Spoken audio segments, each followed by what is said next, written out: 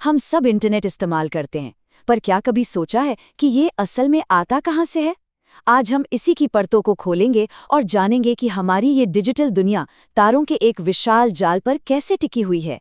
ज्यादातर लोगों को यही लगता है कि इंटरनेट सैटेलाइट से या यूं ही हवा के जरिए हम तक पहुंचता है ना, किसी वायरलेस जादू की तरह। लेकिन क्या ये सच में ऐसा ही है? चलिए पता करते हैं।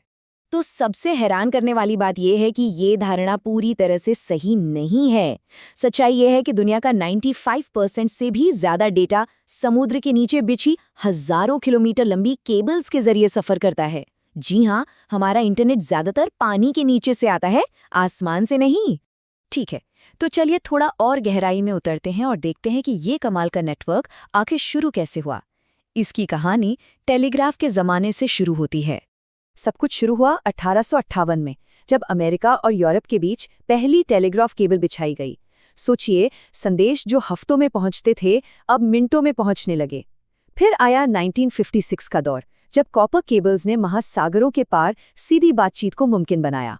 और फिर 1988 में फाइबर ऑप्टिक्स ने तो जैसे डेटा की दुनिया में क्रांति ही ला दी और हमारे आज के ग्लोबल इंटरनेट की नींव रखी।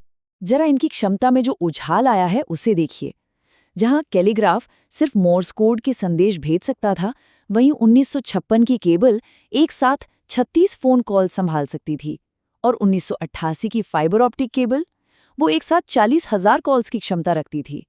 ये विकास सच में हैरान करने वाला है। तो सवाल ये उठता है कि ये आधुनिक लाइफलाइन जैसी केबल्स समुद्र के आर पार बिछाई कैसे जाती हैं? ये अपने आप में एक बहुत बड़ी इंजीनियरिंग चुनौती है। बाहर से देखने पर ये एक मोटे पाइप जैसी लग सकती है, लेकिन इसके अंदर की तकनीक बेहद जटिल और नाजुक होती है। ये सिर्फ एक तार नहीं है, बल्कि टेक्नोलॉजी का एक बहुस्तरीय चमत्कार है। चलिए इसके अंदर झांकते हैं। सबसे बीच में होते हैं बाल से भी पतले कांच की फाइबर, जिनमें लेजर लाइट के जरिए हमारा डेटा दौड़ता है। इन नाजुक फाइबर्स को बचाने के लिए स्टील के तार होते हैं, रिपीटर्स को पावर देने के लिए कॉपर कंडक्टर होता है, और फिर पानी और दबाव से बचाने के लिए प्लास्टिक की कई परतें होती हैं। इस काम के लिए केबल लेइंग शिप नाम के खास जहाज होते हैं। इन पर हजारों किलोमीटर केबल लपेटी होती है और ये जहाज एक तय रास्ते पर धीरे धीरे चलते हुए केबल को समुद्र की सतह पर बिछाते जाते हैं। और हाँ, तटों के पास जहां जहाज़ों और मछली पकड़ने वालों से खतरा होता है, वहां एक हल जैसी मशीन से केबल को समुद्र की जमीन के नीचे ही गाड़ दिया जाता है।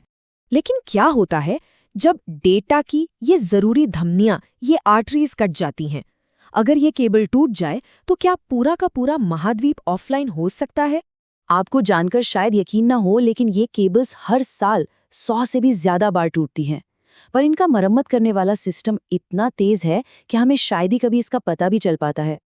तो इन्हें तोड़ता कौन है? ज्यादातर मामलों में ये मछली पकड़ने वाले जाल या फिर जहाजों के एंकर होते हैं। कभी कभी भूकंप या पानी के नीचे जमीन खिसकने से भी इन्हें नुकसान पहुंचता है। और हाँ, पुराने जमाने में शार्क भी इन्हें काट देती थी, लेकिन आज की केबल्स इतनी मजबूत हैं कि इन खतरों को झेल सकें। जब एक केबल टूटती है तो एक स्पेशल रिपेयर शिप जीपीएस की मदद से टूटी हुई जगह का पता लगाता है।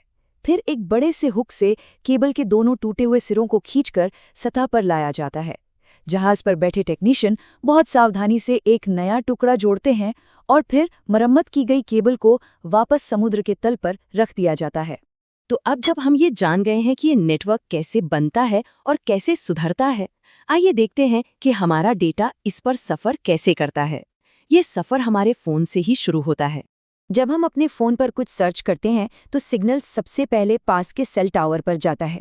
वहाँ से ये हमारे सर्विस प्रोवाइडर के मेन नेटवर्क में पहुँचता है और फिर इसे तट पर बनी एक लैंडिंग स्टेशन पर भेजा जाता है। यहाँ से हमारा डेटा इन समुद्री केबल्स के जरिए लगभग प्रकाश की गति से सफ़र करके दूसरे देश में मौजूद सर्वर तक पहुँचता है और फिर वापस भी आता है। तो इस पूरी कहानी को देखने के बाद ये कहना गलत नहीं होगा कि इंटरनेट के असली जनक, या कह लीजिए इसकी रीढ़ की हड्डी, असल में ये केबल्स ही हैं। पूरी डिजिटल दुनिया की नींव इन्हीं पर रखी गई है। अब सैटेलाइट इंटरनेट का क्या? वो भी असल में जमीन पर बने ग्राउंड स्टेशन से जुड़ा होता है और वो ग्राउंड स्टेशन भी इन्हीं फाइबर केबल्स से कनेक्टेड होते हैं। सीधी सी बात है, केबल्स बहुत ज्यादा डेटा बहुत तेजी से भेज सकती हैं, जबकि सैटेलाइट्स दूर दराज के इलाकों के लिए बेहतर हैं। तो सबसे ज़रूरी बात यह है कि हमारा वायरलेस वर्ल्ड असल में तारों के एक विशाल और अदृश्य नेटवर्क पर टिका है। पर एक सवाल है जिस पर सोचना ज़रूरी है। जैसे जैसे हमारी डेटा की भूख बढ़ रही है, क्या होगा जब इस छिपे हुए इंफ्रास्ट्रक्चर को बनाने की हमारी क्षमता उस मांग से पीछे रह जाएगी? इस पर विचार ज़रूर करना चाहिए।